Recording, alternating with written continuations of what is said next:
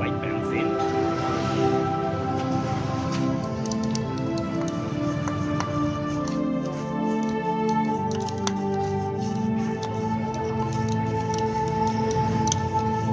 Ăn tới về thì được ngon.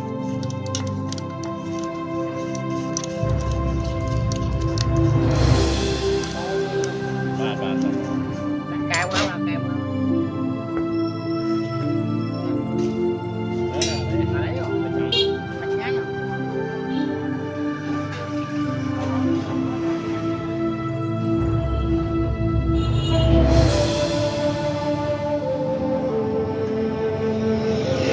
Phải đặt bao không muốn cà phê. về bán mỗi con về giờ bán thôi chứ không có đại gì thay giờ không đại chiều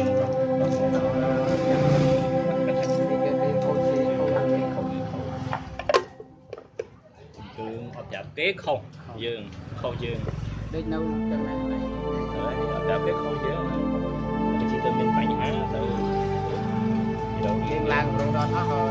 đấy Ra mấy con người ăn mơ được vậy.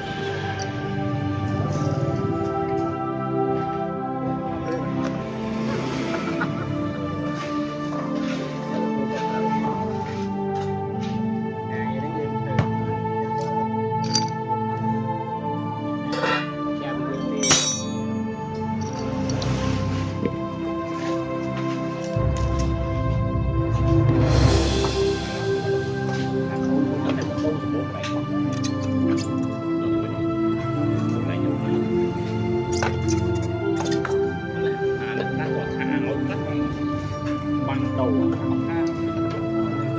là đầu luôn.